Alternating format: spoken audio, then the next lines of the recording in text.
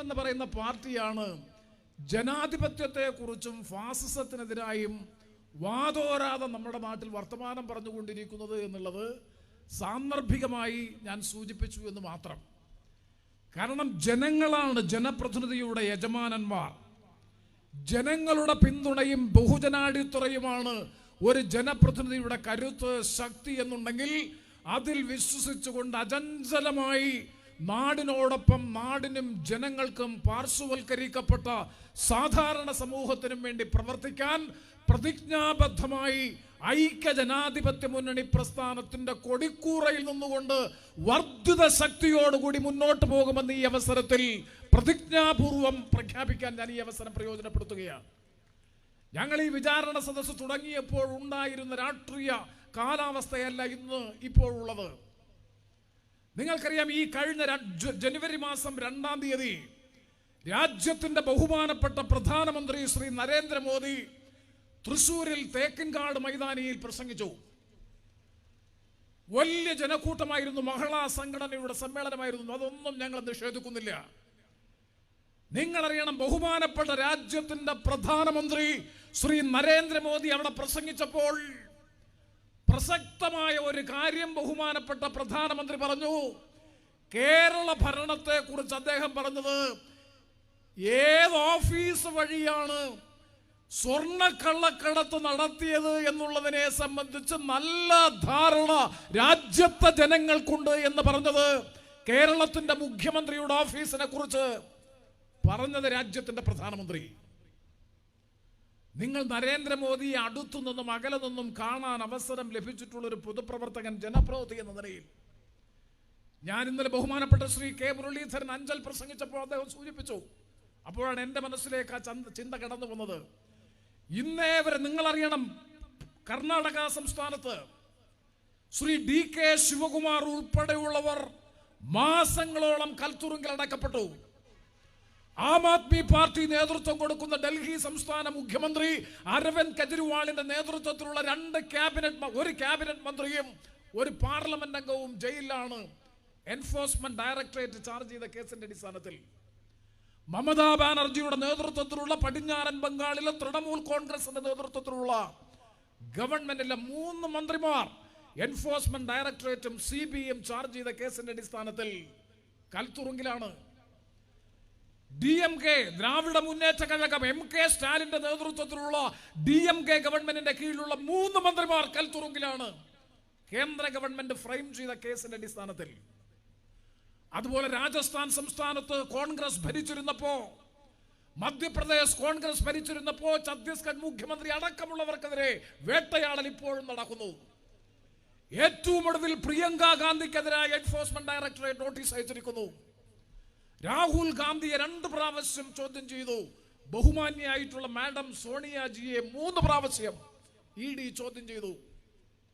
ഞാൻ ചോദിക്കട്ടെ, ഒരു രാജ്യത്തിന്റെ ആഭ്യന്തര സുരക്ഷയും വിദേശ സുരക്ഷയും രാജ്യത്തിന്റെ ഗുരുതരമായിട്ടുള്ള ക്രമക്കേട്, സ്വർണ്ണ കള്ളക്കടത്ത് പോലെയുള്ള ഗുരുതരമായ ക്രിമിനൽ കുറ്റം ചെയ്തത് സംസ്ഥാനം ഭരിക്കുന്ന മുഖ്യമന്ത്രിയുടെ ഓഫീസ് വഴിയാണ് എന്ന് രാജ്യത്തിന്റെ പ്രധാനമന്ത്രി പരസ്യമായി പൊതുസമ്മേളനത്തിൽ പ്രഖ്യാപിക്കുമ്പോ കേരളത്തിലെ ജനങ്ങൾ ചോദിക്കുന്നു, ആ മുഖ്യമന്ത്രിക്കെതിരായി ഈ പ്രധാനമന്ത്രിയും BJP ഗവൺമെന്റും എന്ത് നടപടി സ്വീകരിച്ചു?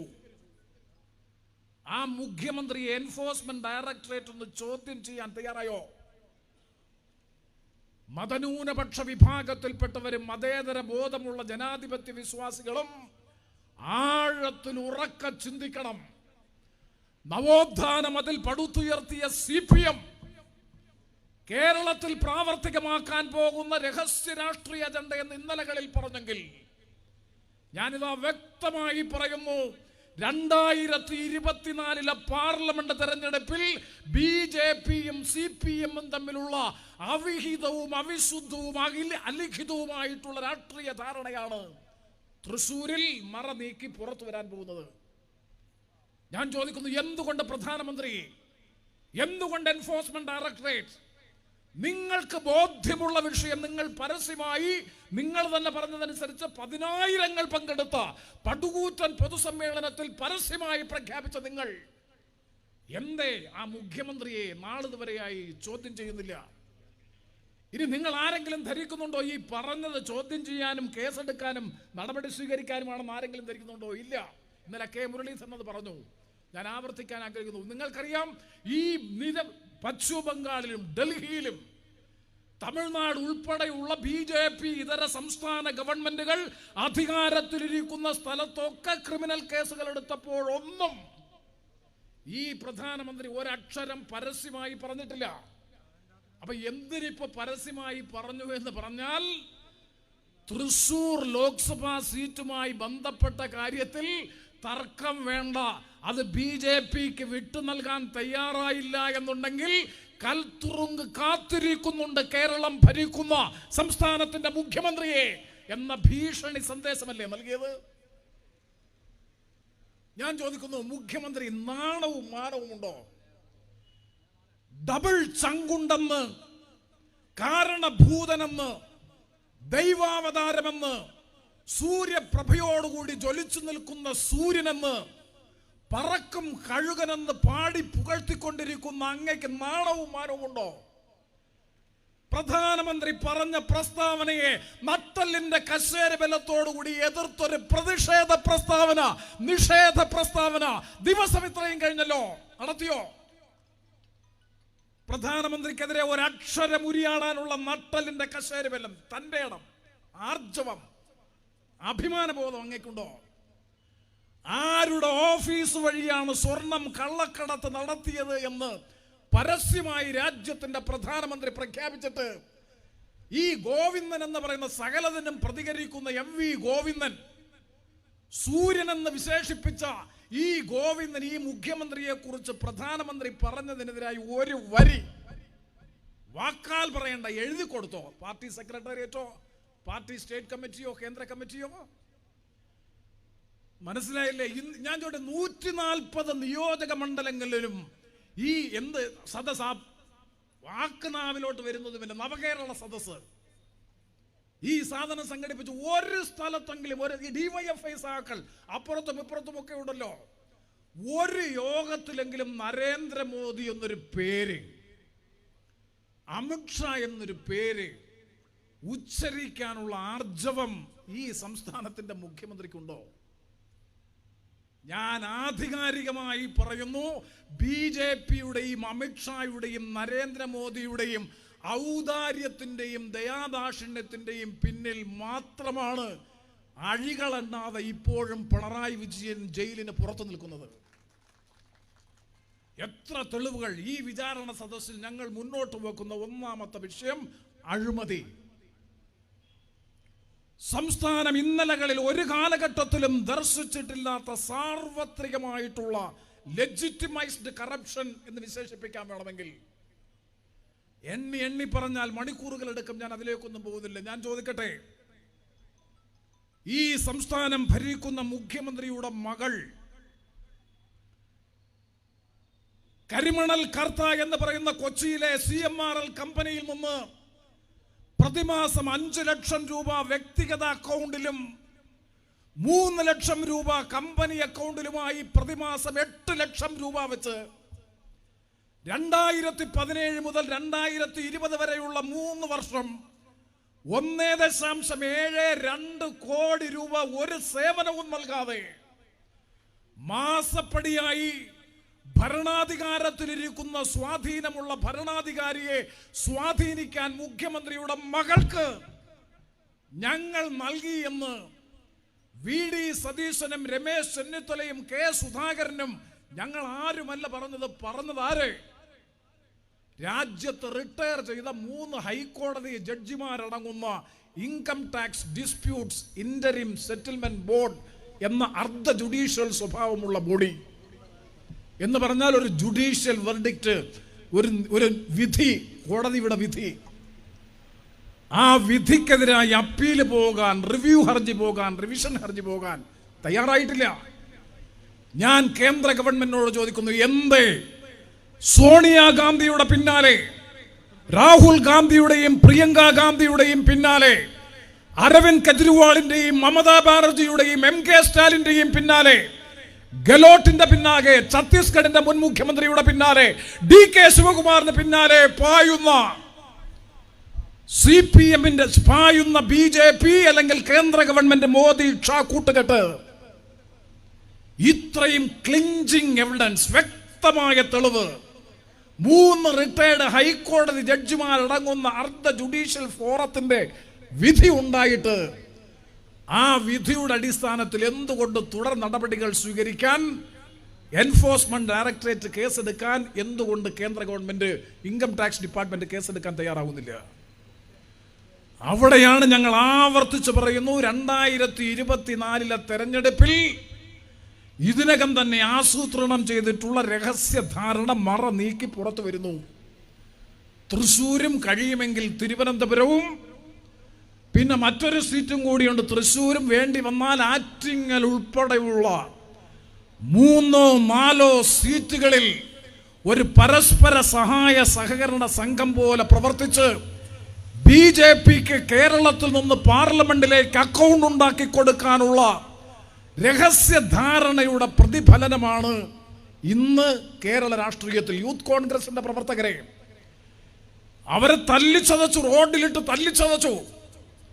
വഴിയോരങ്ങളിൽ DYFIയുടെയും SFIയുടെയും തെരുവ് ഗുണ്ടകളുടെ നേതൃത്വത്തിൽ പോലീസ് ആക്രമിച്ചാൽ ഞങ്ങൾക്ക് മനസ്സിലാക്കാം, പോലീസ് ലാത്തി ചാർജ് ചെയ്താൽ മനസ്സിലാക്കാം, പോലീസ് ക്രൂരമായിട്ടുള്ള നരനായാട്ട് നടത്തിയാലും മർദ്ദക ഭരണകൂടത്തിന്റെ അടിച്ചമർത്താനുള്ള ഉപകരണം എന്ന നിലയിൽ പോലീസ് ചെയ്താൽ മനസ്സിലാക്കാം. ഇവിടെ ആരാ ക്രമസമാധാന പരിപാലനത്തിന്റെ ചുമതല ഏറ്റെടുത്തതാരാണ്? DYFI, SFI, തെരുവ് ഗുണ്ടകൾ. മുഖ്യമന്ത്രി, ഞാൻ ചോദിച്ചേട്ടാ, ഇന്ത്യയിൽ ഏതെങ്കിലും ലോകത്തെവിടെയെങ്കിലും ഉണ്ടോ തെരുവ് ഗുണ്ടകളുടെ അകമ്പടിയോടുകൂടി സംസ്ഥാനത്ത് സഞ്ചരിക്കുന്ന ലോകത്തെ ഏക ഭരണാധികാരി? അത് താൻ, സാക്ഷാൽ മുഖ്യമന്ത്രി പിണറായി വിജയൻ. സ്വന്തം പോലീസിൽ അയാൾക്ക് വിശ്വാസമില്ല എന്നുള്ളതിന്റെ ഏറ്റവും വലിയ തെളിവല്ലേ? അതാണ് കേരളത്തിന്റെ ബഹുമാനപ്പെട്ട പ്രതിപക്ഷ നേതാവ് നിരന്തരം പറയും, ഇത്രയും ഭീരുവായ ഒരു മുഖ്യമന്ത്രി 2000-ലധികം പോലീസിന്റെ അകമ്പടിയോടുകൂടി നവകേരള യാത്ര സഞ്ചരിക്കുമ്പോഴും താൻ ആഭ്യന്തര വകുപ്പ് മന്ത്രിയായിരിക്കുന്ന പോലീസ് വകുപ്പ് കൈകാര്യം ചെയ്യുന്ന ആ പോലീസിലും തന്റെ വകുപ്പിലും പോലും തനിക്ക് വിശ്വാസമില്ലെങ്കിൽ താൻ എന്ത് ഭരണാധികാരി, ഏത് മുഖ്യമന്ത്രി, ഏത് ആഭ്യന്തരമന്ത്രി? എന്തിനീ സംസ്ഥാനത്ത് തുടരണം? അപ്പൊ സംരക്ഷിത കവചം ഒരുക്കാൻ DYFI, SFI, തെരുവ് ഗുണ്ടകളുടെയും, അതാരാ?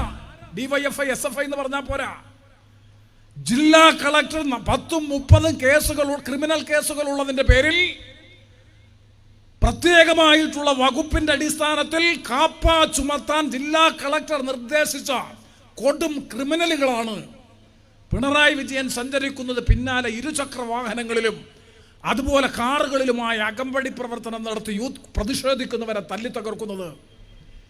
ഇതാണ് ശരിക്കും ഫാസിസം. ഇതിന്റെ പേരാണ് പൊളിറ്റിക്കൽ ഫാസിസം, രാഷ്ട്രീയ ഫാസിസം. നരേന്ദ്രമോദിയും RSSും സംഘ് പരിവാറും BJPയും വർഗീയതയുടെ പേരിൽ ന്യൂനപക്ഷങ്ങളെ ഇല്ലായ്മ ചെയ്യുമ്പോൾ, രാഷ്ട്രീയ പ്രതിയോഗികളെ, തങ്ങളുടെ മതാധിഷ്ഠിത രാഷ്ട്രീയ അജണ്ടയെ വിയോജിക്കുന്നവരെ പാർലമെന്റിൽ നിന്ന് പുറത്തു നിർത്തി കരിനിയമങ്ങൾ പാസാക്കുമ്പോൾ, കേരളത്തിൽ രാഷ്ട്രീയ വിയോജിപ്പ് പ്രകടിപ്പിക്കുന്നവരെ മുഴുവൻ ഉന്മൂലനം ചെയ്യാനും ഇല്ലായ്മ ചെയ്യാനും വേണ്ടി നടത്തുന്നു. അത് രാഷ്ട്രീയ ഫാസിസം, മറ്റത് വർഗീയ ഫാസിസം, കമ്മ്യൂണൽ ഫാസിസം, പൊളിറ്റിക്കൽ ഫാസിസം. രണ്ടിൻ്റെയും മുഖം ഏതാണ്ട് ഒന്ന് തന്നെയാണ്.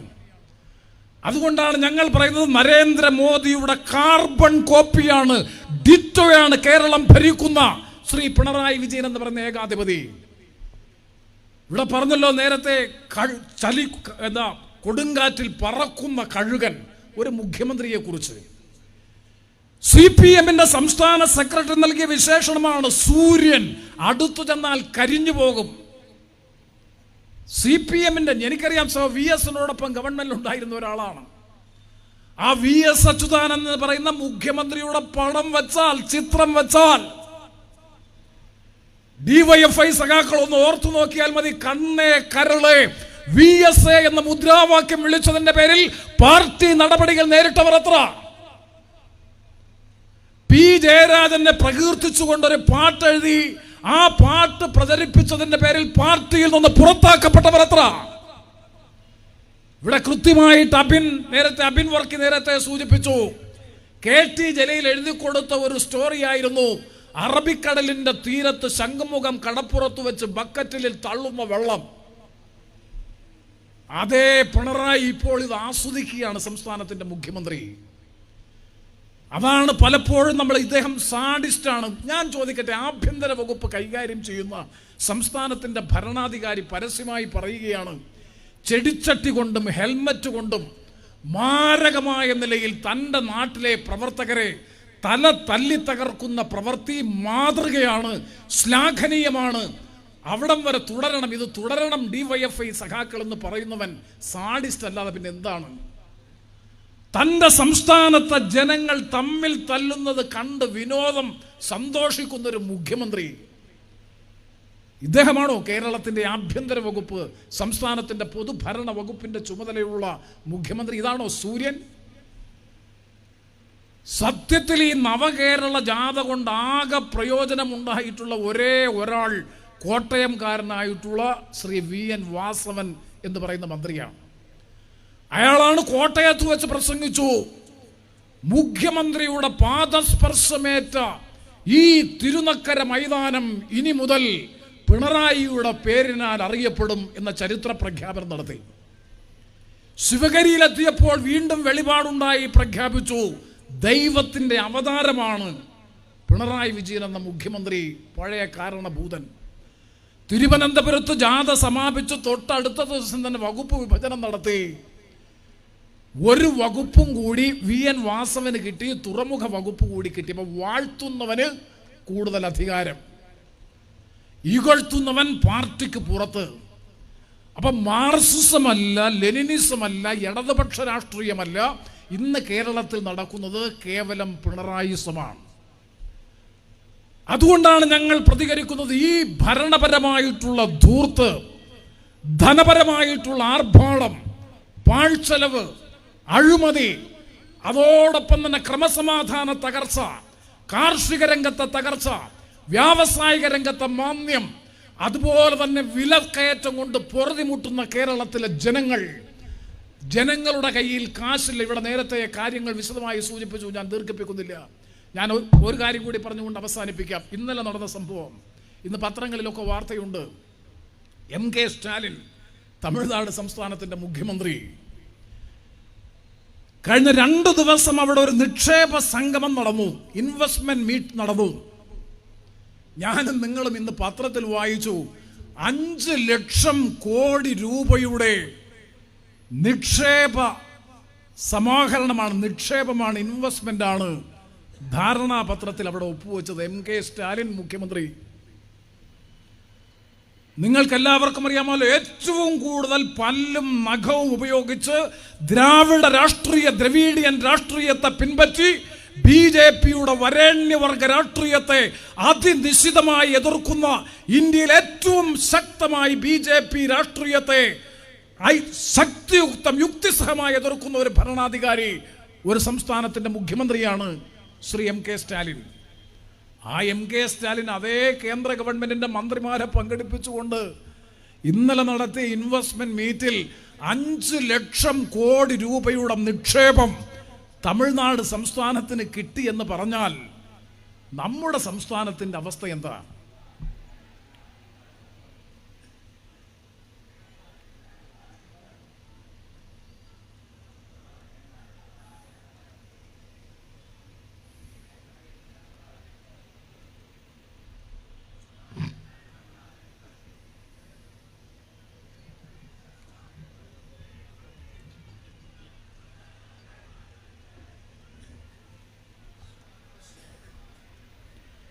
ഞാൻ സൂചിപ്പിച്ചത് 5 ലക്ഷം കോടി രൂപയുടെ നിക്ഷേപം തമിഴകത്തിന് ലഭിക്കുന്നു എന്ന് പറയുമ്പോൾ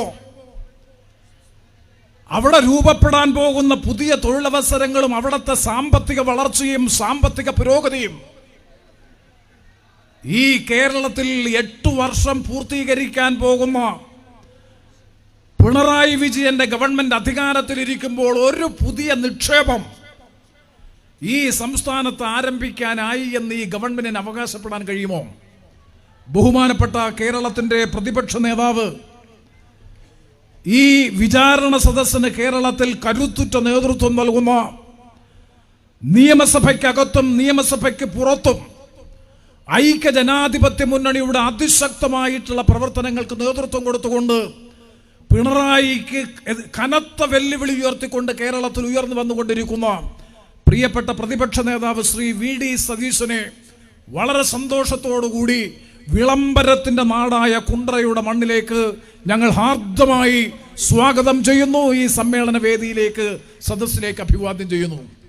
അതോടൊപ്പം ഈ സമ്മേളന വേദിയിൽ എത്തിച്ചേർന്നിട്ടുള്ള പ്രിയപ്പെട്ട ശ്രീ PC വിഷ്ണുനാഥ് MLA, കുണ്ടറ നിയോജക മണ്ഡലത്തിന്റെ ചൂടും ചൂരും, ഈ നിയോജക മണ്ഡലത്തിന്റെ വികസനവും ജനങ്ങളുടെ ക്ഷേമവും എന്തെന്ന് കൃത്യതയോടുകൂടി മനസ്സിലാക്കി ജനവികാരത്തിന് അനുരോധമായി നിയോജക മണ്ഡലത്തിന്റെ വികസന ക്ഷേമ പ്രവർത്തനങ്ങൾക്ക് ചടുലതയോടുകൂടി നേതൃത്വം കൊടുക്കുക.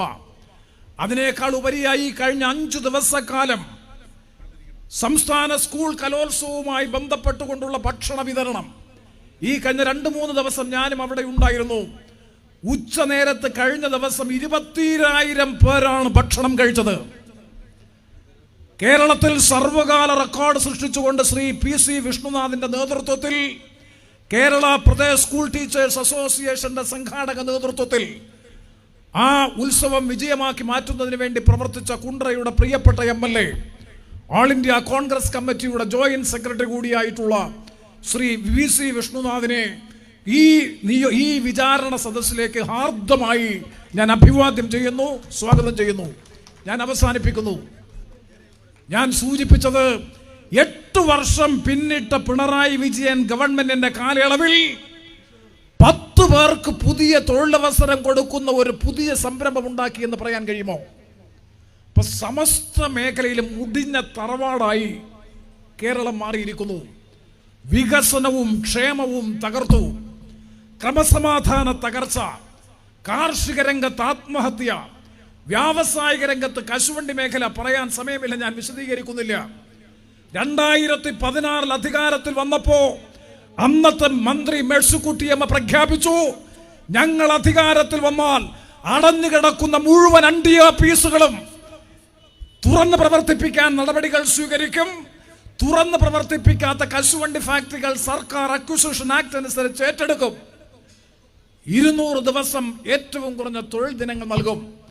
856 ലൈസൻസ്ഡ് ഫാക്ടറികൾ ഉള്ളതിൽ പിണറായിയുടെ ഭരണം വന്ന് 8 വർഷം പിന്നിടുമ്പോ 800-ലധികം NDA അടഞ്ഞു കിടക്കുന്നു.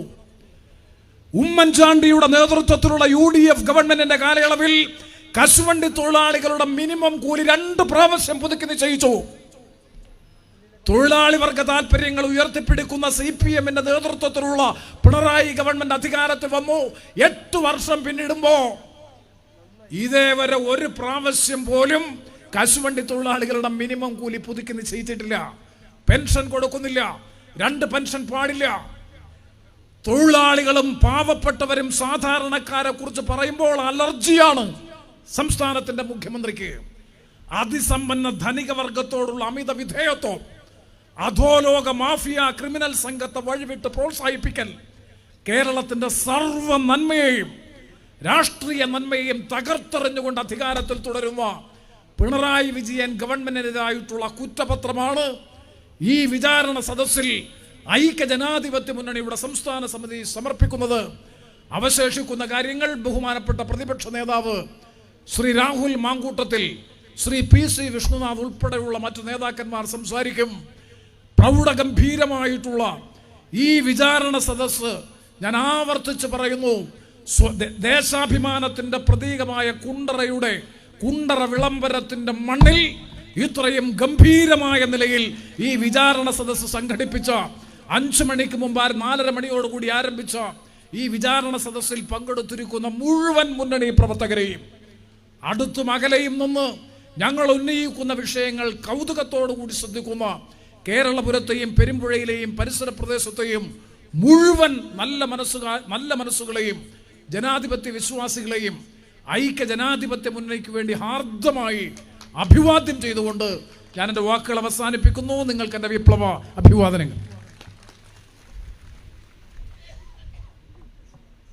നിയമസഭയ്ക്കകത്തും പുറത്തും ഈ ഗവൺമെൻറ്റിനെ ശക്തമായി പ്രതിരോധിച്ചുകൊണ്ട് പ്രതിപക്ഷത്തിന് നേതൃത്വം കൊടുത്തുകൊണ്ട് സമര പോരാട്ട വീര്യങ്ങളിൽ നിറഞ്ഞു നിൽക്കുന്ന നമ്മുടെ അഭിമാനം കേരളത്തിൻ്റെ പ്രതിപക്ഷ നേതാവ് ശ്രീ വി ഡി സതീശൻ അവർക്ക് UDF കുണ്ട്ര നിയോജക മണ്ഡലം കമ്മിറ്റിയുടെ പേരിലുള്ള സ്വാഗതം ആശംസിക്കുന്നു. അതേപോലെ തന്നെ നമ്മുടെ ആദരണീയനായ കുണ്ട്രയുടെ MLA ശ്രീ PC വിശ്വനാഥ് അവർ നമുക്കറിയാം ഏറ്റെടുക്കുന്ന ചുമതലകൾ വളരെ കൃത്യമായി തൻ്റെ കഴിവനുസരിച്ചുകൊണ്ട് 2 സംസ്ഥാനത്തിൻ്റെ ചുമതല കൊടുത്തപ്പോൾ കർണാടകയുടെയും തെലങ്കാനയുടെയും ചുമതല കൃത്യമായി ഏറ്റെടുത്തുകൊണ്ട് വിജയം കൈവരിക്കുവാൻ കഴിഞ്ഞ